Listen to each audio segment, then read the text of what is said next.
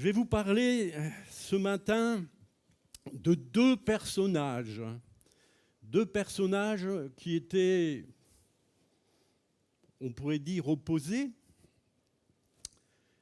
Et rien ne laissait présager qu'ils allaient un jour se rencontrer, et même plus que se rencontrer, devenir des amis. Est-ce que vous avez déjà deviné de qui je veux parler? Il y a une amitié, vous savez que l'amitié, c'est quelque chose qui est précieux aux yeux de Dieu. Dieu dit qu'Abraham, eh bien, il l'avait appelé son ami. Dieu parle de l'amitié dans les Proverbes en disant qu'un ami, il aime en tout temps et dans l'adversité, il se montre un frère. Il y a plein de passages dans la Bible et je ne vais pas tous vous les citer parce que ça rallongerait encore ma prédication, mais on peut voir dans la parole de Dieu que Dieu a quelque chose de particulier pour ce sentiment qu'est l'amitié. Est-ce que vous avez au moins la chance? J'espère que vous l'avez. Si vous ne l'avez pas ou vous pensez ne pas l'avoir, moi je puis vous dire, je connais au moins un ami pour vous. J'en connais au moins un.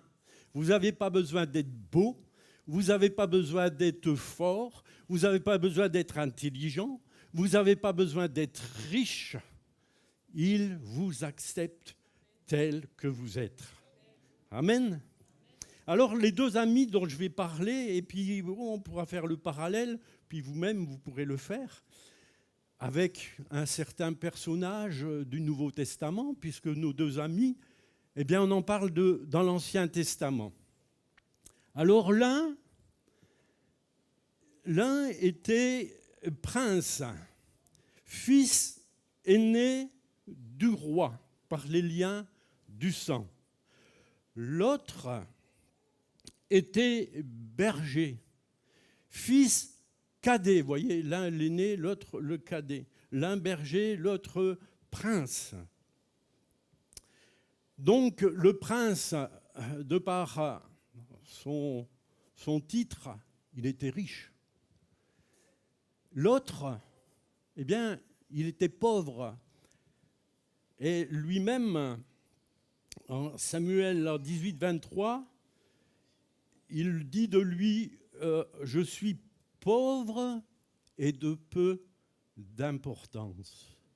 Il y avait aussi une différence d'âge.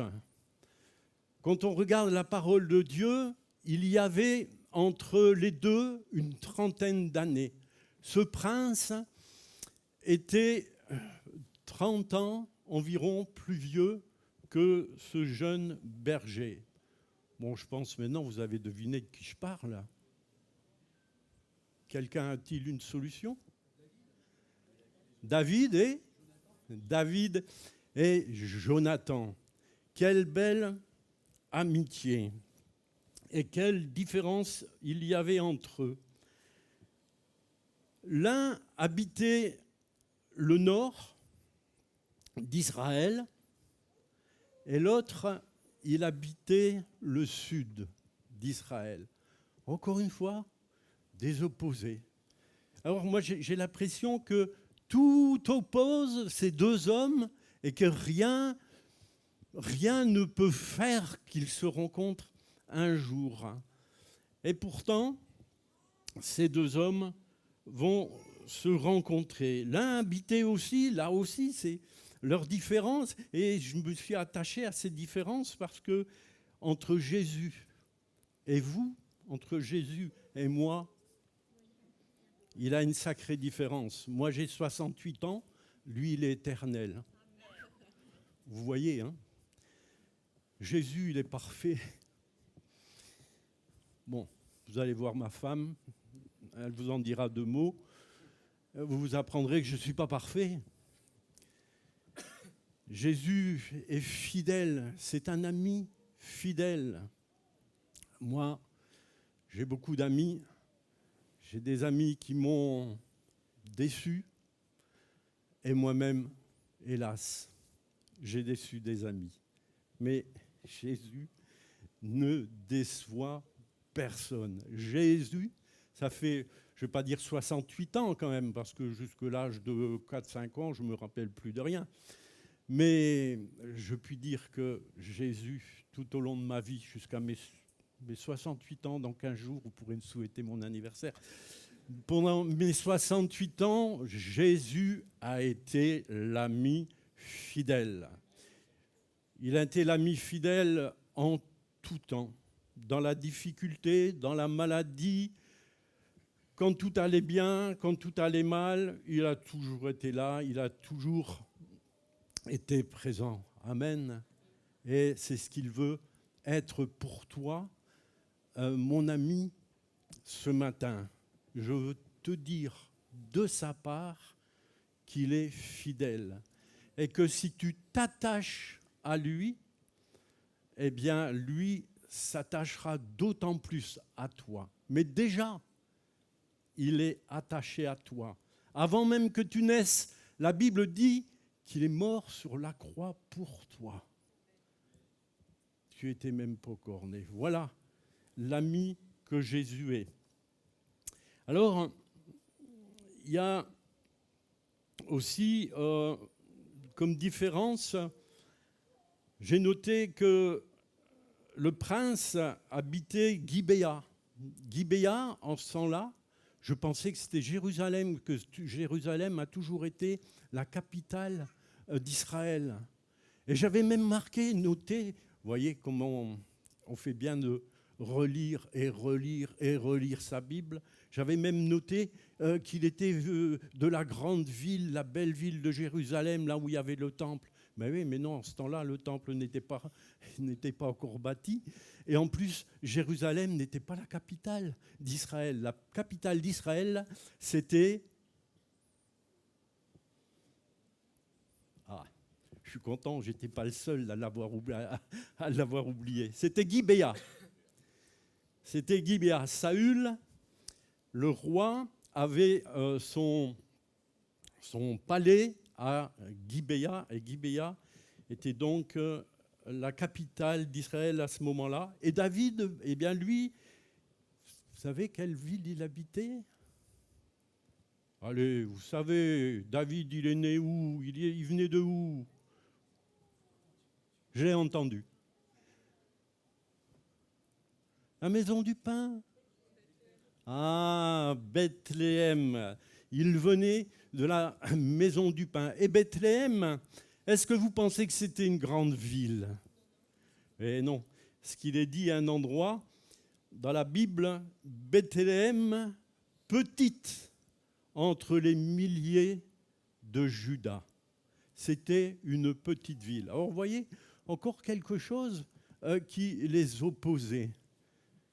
Nous, on est sur la terre, et Jésus, il est au ciel. Il y a bien des oppositions aussi, des différences entre nous et Jésus. Lui, il habite un beau palais, et nous habitons cette malheureuse terre qui crie au secours à cause de tous les incendies. Eh bien, l'histoire va faire que ces deux hommes vont se rencontrer. Et comment ils vont se rencontrer?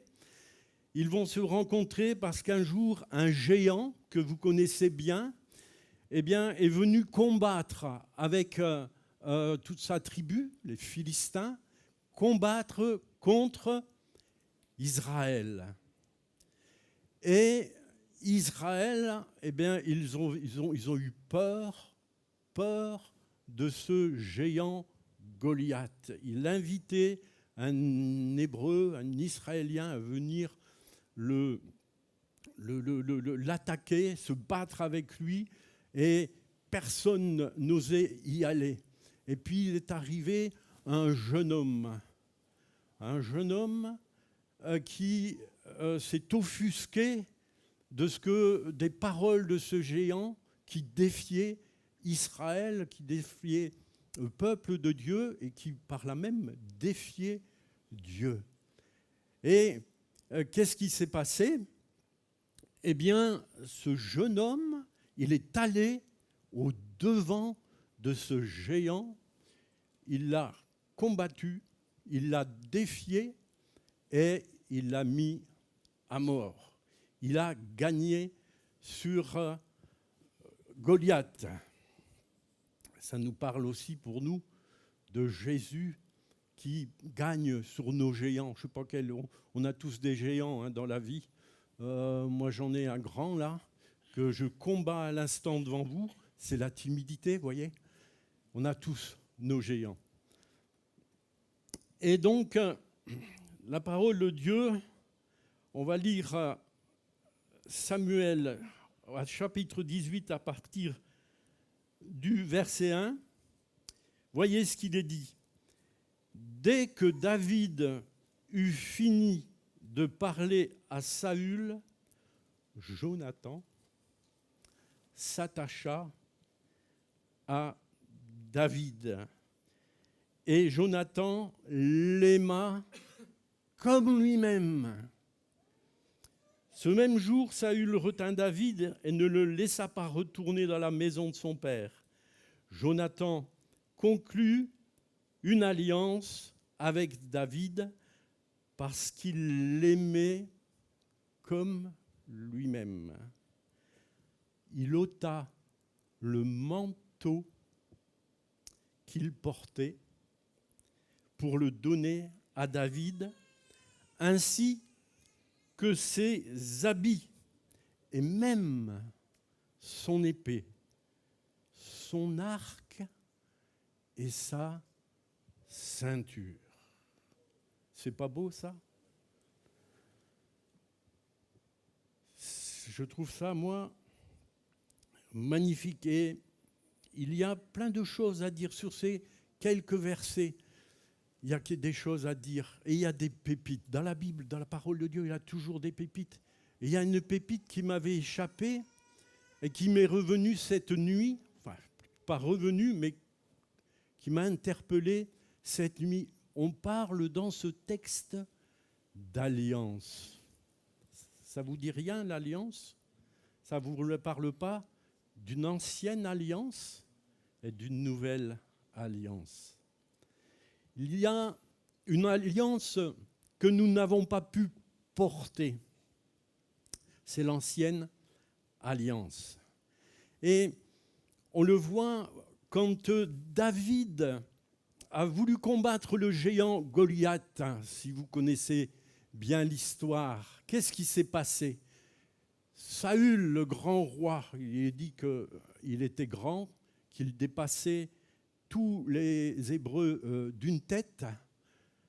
C'est vous dire qu'il était grand. Certains disent, j'ai lu, mais ça, c'est pas dans la Bible, qu'il devait bien faire 1m90. Donc, Saül était grand, c'était un guerrier, il était imposant, c'était un homme de combat qui avait l'habitude de se battre et qui avait une armure formidable, lourde. Et cette armure, eh bien, il a voulu la donner à David, mettre cette armure sur les épaules de David. Et quand David a été revêtu de cette armure, eh bien, c'est tout juste s'il arrivait à faire un pas. Cette armure, elle était trop lourde pour lui. Cette armure représente l'ancienne alliance. L'ancienne alliance, pour nous, c'était trop lourd. Pour nos petites épaules humaines, c'était trop lourd. Et notre grand Dieu, notre Père, il a pourvu, lui, à une autre alliance. Et puis on voit qu'il y a eu cette alliance qui s'est faite avec Jonathan, une belle alliance. Il l'aima comme son âme, il l'aima comme sa vie, comme Jésus nous a aimés. Jésus, il nous a aimés au point de venir mourir pour nous, au détriment de sa vie. Il n'a pas regardé à sa royauté. Il était, nous dit la parole de Dieu, il était là-haut, sur un trône. Il régnait sur les anges. Il était près du Père. Et eh bien, il n'a pas hésité pour venir conclure avec nous une nouvelle alliance. Il n'a pas hésité à descendre sur cette terre, à prendre une forme humaine, à souffrir ce que nous pouvons souffrir sur la terre. Il est même souffert bien plus que nous, on pourrait souffrir peut-être un jour. Il a souffert la croix. Et ça, il l'a fait pour nous, afin que nous soyons sauvés. Alors, ce texte nous parle donc d'alliance, et j'ai trouvé ça formidable. Cette image de l'ancienne alliance qui était trop lourde, et de cette nouvelle alliance qui a été faite avec Jonathan et qui était bien plus légère. Alors, qu'est-ce que a bien pu donner Jonathan et en quoi ça peut nous intéresser? Alors moi, je vais vous envoyer des petites images, mais après, vous pouvez en rajouter. Méditez ça, parce que ce message, je l'avais donné à Nyons il y a quelques mois, et je pensais que j'étais arrivé au bout de tout, quoi. Et puis, non, le Seigneur, il m'a fait encore redécouvrir des petites choses comme cette histoire d'alliance qui m'avait échappé. Et il est dit donc dans la parole de Dieu que Jonathan, il a ôté son manteau. D'après vous, le manteau, qu'est-ce que ça représente? Pour moi, c'était le prince. C'était celui qui, normalement, aurait dû régner lorsque Saül, son père, serait mort. Eh bien non. Ce manteau qu'il a donné, ce manteau de prince, il représentait la royauté. Et il est dit que Jésus, eh bien, il s'est dépouillé. Il s'est dépouillé de sa royauté. Et vous savez ce que la parole nous dit? La parole de Dieu nous dit que nous sommes héritiers, co-héritiers avec Christ. Ça veut dire qu'on n'est ni plus ni moins que comme Jésus aux yeux du Père. Nous sommes princes, appelés à régner. Jésus, il s'est dépouillé pour nous de sa royauté. Amen. C'est pas beau, ça? C'est pas de l'amitié, ça? Trouvez-moi un ami comme ça. On en parle de manteau aussi, comme le manteau, ça représente la royauté, mais le manteau, ça représente aussi l'autorité. Vous vous rappelez l'histoire d'Élisée? Quand son patron, Élie, a été emmené dans un char de feu, eh bien, il y a le manteau d'Élie qui est resté là, et Élisée, il a pris le manteau. Et qu'est-ce qu'il a fait avec ce manteau? Vous vous rappelez? Il a retraversé le Jourdain, et il n'avait pas envie de se mouiller les pieds. Qu'est-ce qu'il a fait? Il a frappé le Jourdain avec le manteau et il est passé à pied sec. Le manteau nous parle d'autorité. Mon frère, ma sœur, sais-tu que Jésus t'a donné son autorité? Nous avons autorité. Autorité sur les puissances du mal, autorité sur la maladie. Jésus nous a donné son autorité. C'est pas formidable, ça? Est-ce qu'on ne peut pas marcher la tête haute et puis y aller et foncer dans la vie avec de telles choses, avec l'autorité de Jésus? Gloire à Dieu. Merci Seigneur pour ton manteau. Il a donné aussi, il parle de vêtements. Alors, certaines traductions, j'ai pu voir, ils parlent aussi d'armure. Ils disent que Jonathan a remis son armure à David. Mais moi, ce que j'ai relevé dans le vêtement, ce que ça m'a rappelé, c'est ce vêtement de fin lin que les soldats ont joué au dé quand Jésus est mort. Il est dit qu'ils ont joué au dé, au sort, la tunique de Jésus.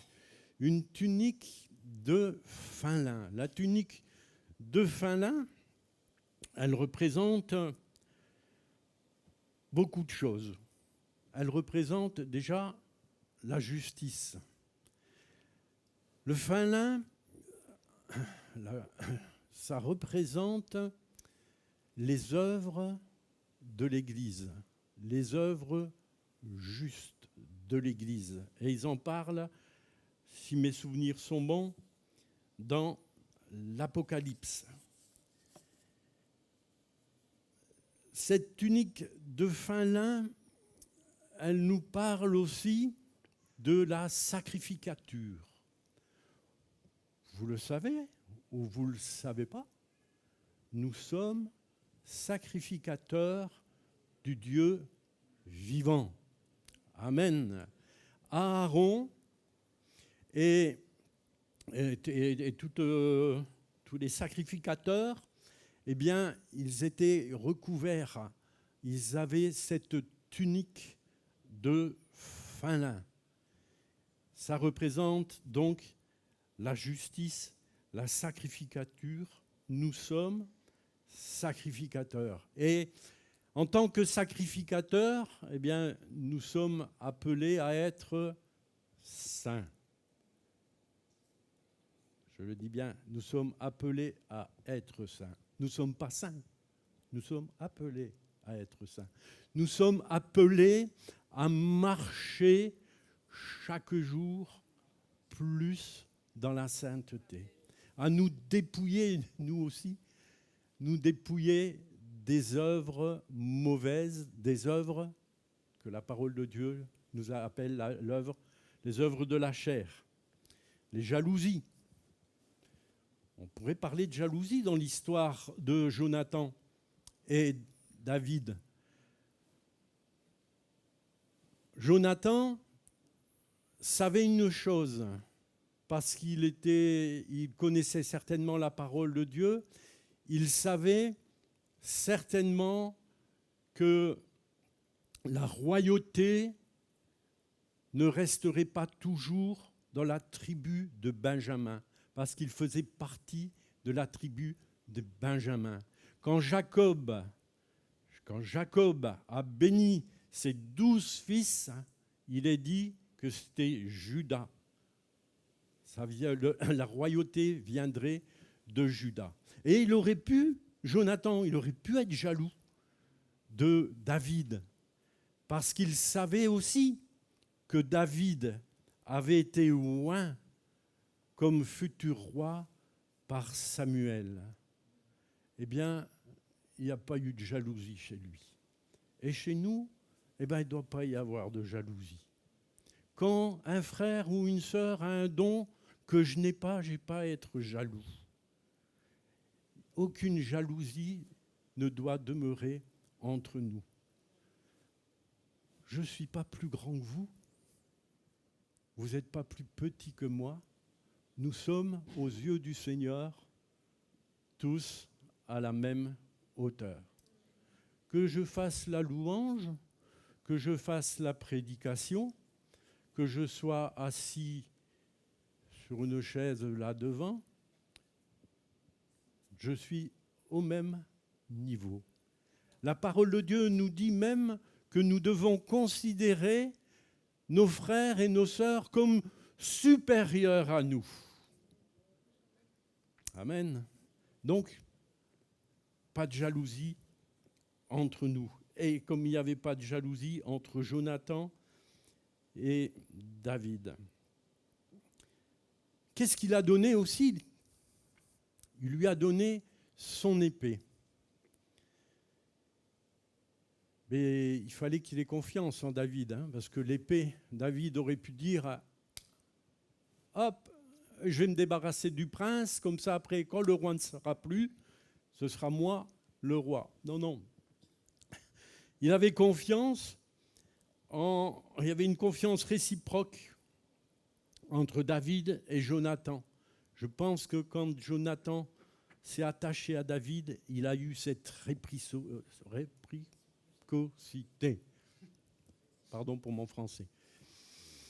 Et est-ce que pour nous, c'est réciproque? Jésus, il a donné sa vie pour nous, il s'est attaché à nous, il nous a aimés. Et toi, mon frère, ma sœur, toi, mon ami, est-ce que tu es vraiment attaché à Jésus? Jésus est-il réellement ton ami ce matin? J'espère que tu peux répondre positivement.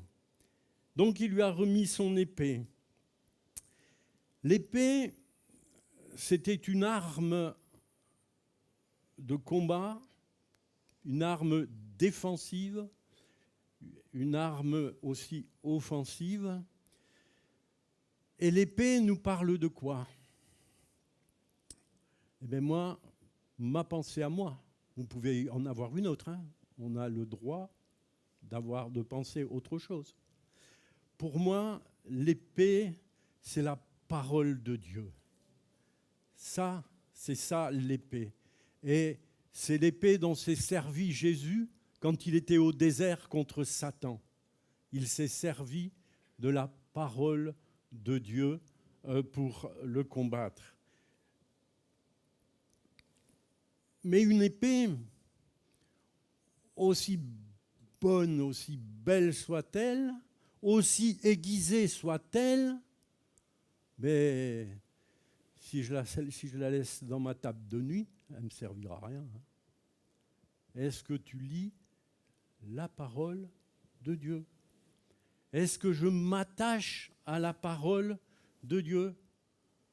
Ou est-ce que je me contente de mon dimanche matin ou de mon mardi soir, ou peut-être, pour les plus courageux, du jeudi matin, pour entendre la parole de Dieu apportée par un serviteur?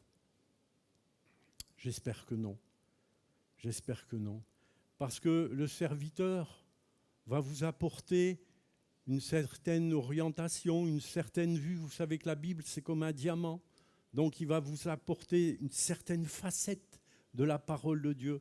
Mais si vous vous mettez devant le Seigneur et que vous méditez sa parole et que vous vous attachez à sa parole, eh bien alors vous allez découvrir des pépites que même moi, même le meilleur des pasteurs ne saura vous apporter. Parce que la parole de Dieu, c'est vraiment un diamant plein de facettes. Amen. Donc, son épée. Jésus, lui, nous a donné sa parole. J'ai regardé les Benjaminites, c'est comme ça qu'on dit. Vous savez que c'était des vaillants hommes, c'était des fameux guerriers. J'ai lu quelque part dans la parole de Dieu qu'ils étaient capables, avec la fronde, de viser un cheveu. Vous vous rendez compte? Alors, je ne sais pas à quelle distance, ce n'est pas précisé, mais pour que la parole de Dieu dise qu'ils étaient capables de viser un cheveu, c'est que ça devait être des sacrés guerriers. Mais il n'y a pas que ça. Ils étaient capables de le faire de la main droite et ils étaient capables de le faire de la main gauche. Ils étaient, je crois, on dit ambidestres. C'était de vaillants guerriers. Et j'ai fait l'armée. Je dirais que les Benjaminites, ça devait être les artilleurs d'antan. Les artilleurs, vous savez, ceux qui tirent au canon, là. Parce qu'eux, ils avaient la fronde pour garder l'ennemi bien au loin, pour pas que l'ennemi s'approche, mais ils avaient aussi un arc. Et ils étaient très habiles avec leurs 2 frondes et puis leur arc, ils étaient très habiles. Et donc il est dit que Jonathan, il a remis son arc à David, pardon. D'après vous, ceux qui étaient là le jeudi matin où j'ai apporté la parole, vous ne dites rien. D'après vous, l'arc, qu'est-ce que peut représenter l'arc? Moi, le Seigneur m'a donné une idée, hein, vous pouvez en avoir une autre. Hein.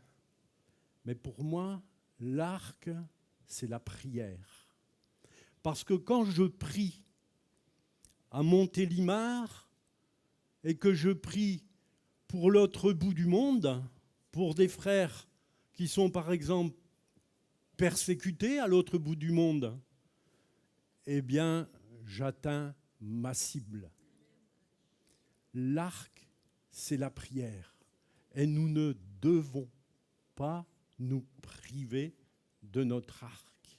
Nous ne devons pas nous priver de la prière. Et la prière, eh bien, c'est la première arme que les chrétiens ont tendance à laisser de côté et à abandonner. Au début, on se convertit, on vient, on donne sa vie au Seigneur, on est tout bouillant et on y va. On va à toutes les réunions, on n'en rate pas une. C'est tout juste si on quitte le bleu de travail, n'est-ce pas, mon cher frère Michael? C'est tout juste si on quitte le bleu de travail parce qu'on est tellement bouillant que... Et voilà, on vient même en bleu de travail à la réunion. Même si on est fatigué, on a eu une journée épouvantable, il n'y a rien qui a été, eh bien, on va à la réunion de prière. Parce qu'on sait que quand on va sortir de la réunion de prière, eh bien, on aura repris des forces, on aura été encouragé, on aura été béni. Parce que là où est le peuple de Dieu, là où se rassemble le peuple de Dieu, là est la présence de Dieu. Et là où il y a la présence de Dieu, il y a du réconfort, il y a la bénédiction, il y a la guérison, il y a le salut. Amen. Gloire à Dieu. Alors, si ces derniers temps, vous avez eu tendance à laisser votre arc dans le coin de votre chambre, eh bien, récupérez-le et venez prier avec nous le mardi soir, autant que vous puissiez le faire. Venez prier avec nous le jeudi matin, autant que vous puissiez le faire. Plus on est nombreux, plus on se fait du bien. Et vous savez, quand il y a une guerre, s'il n'y avait qu'un archer, ce serait perdu d'avance face à des ennemis nombreux. Mais par contre, si chacun prend son arc et si chacun envoie sa flèche, alors là, l'ennemi, il recule. L'ennemi, il est tenu à distance. Alors, rappelez-vous toujours de l'arc. C'est une arme puissante, nous dit la parole de Dieu. L'arc, pour moi, c'est la prière. Il lui a donné aussi sa ceinture. La ceinture. Quelque part dans la parole de Dieu, est-ce qu'on ne parle pas d'une ceinture? La ceinture de la vérité. Nous devons vivre dans la vérité. Il ne doit pas se trouver chez nous de mensonges. Il ne doit pas se trouver chez nous des apparences. Parce que les apparences, c'est du mensonge. Si je viens à l'église et que je joue les saints et que toute la semaine sur le travail ou dans la famille, je me conduis comme un pécheur, eh bien, c'est du mensonge. Je mens parce que je vous donne une bonne image. Et nous en sommes tous là. Même moi, j'avoue que parfois, le dimanche, le petit Gilou. Et puis dans la semaine, c'était la colère. C'était parfois les mots un petit peu, voire beaucoup grossiers sur le milieu du travail, parce que, je vous l'ai déjà dit, je suis un grand râleur. C'est pas comme ça que ça doit être. Et on est appelé, je me l'ai dit, je crois, tout à l'heure, on est appelé à être de plus en plus saints. C'est ce qu'on appelle la sanctification. Et la parole de Dieu, eh bien, qu'est-ce qu'elle nous dit? Sans la sanctification, vous savez ce qui va se passer? Sans la sanctification, nul ne verra le Seigneur. La sanctification, c'est important. La sanctification, c'est pas « je suis saint ». Oui, aux yeux du Père, je suis saint parce qu'il me voit au travers de Jésus. Mais dans toute ma conduite, dans mon pèlerinage sur la terre, oui, je vous avoue, je ne suis pas un saint. Mais je suis appelé à être saint. Et parce que je suis appelé à être saint, je dois aller de progrès, et c'est Paul qui le dit dans sa parole, nous devons aller de progrès en progrès. Le Gilles de hier, le Michael de hier, je l'ai connu celui-là, le Michael de hier, c'est plus le Michael d'aujourd'hui. Le Gilou n'est plus le Gilou de hier, et le Gilou d'aujourd'hui, eh ben, il ne doit pas être le Gilou de demain. Le Michael d'aujourd'hui ne doit pas être le Michael de demain. Il doit être meilleur. Et il en va de même pour chacun de nous. Il y a du boulot. Hein. Ah, moi, quand je parle de sanctification, quand je me mets devant le Seigneur et que je vois que la sanctification et que je dois aller être de mieux en mieux, je me dis, ah Seigneur, si tu m'as donné 68 ans de vie, c'est parce qu'il y a du boulot. Hein. Et je crois que je vais faire un centenaire. Hein, parce qu'avant d'arriver à la perfection, il me faudra des années. Et de toute façon, la parole de Dieu dit qu'on n'y arrivera jamais. On doit tout faire, tous nos efforts. Mais vous découragez pas. Vous découragez pas. Vous n'y arriverez pas. Mais le Seigneur va vous féliciter d'avoir mis tout en œuvre pour l'être, d'avoir tout fait pour être quelqu'un de sanctifié. Et quand il reviendra, quand il vous emmènera dans son royaume, il vous dira « Entre, bon et fidèle serviteur ». J'en suis ému. Moi, il va me dire ça. Je vais dire, ben, tu peux le dire à Michael, hein, tu peux le dire au frère, là, hein, tu peux le dire à la sœur, tu peux n'importe qui, mais pas moi. Mais pas moi. Mais si, il le dira. Il le dira parce que j'aurai mis tous mes efforts. Faites tous vos efforts. Est-ce que vous avez déjà lu ce genre de paroles dans la Bible ? Faites tous vos efforts. Rien ne vient tout seul. Nous devons faire tous nos efforts. Ça nous demande de la persévérance. Persévérer, nous dit la parole de Dieu. Persévérer. Persévérer dans les réunions. dans les rassemblements. N'abandonnez pas vos assemblées. Persévérez dans les rassemblements. Ça nous demande de la persévérance. La ceinture, eh bien voilà, c'est la vérité pour ceinture. Et je suis parti un peu sur la sanctification. J'ai peut-être glissé un peu, mais c'est qu'il le fallait, je pense. Alors voilà le message de ce matin.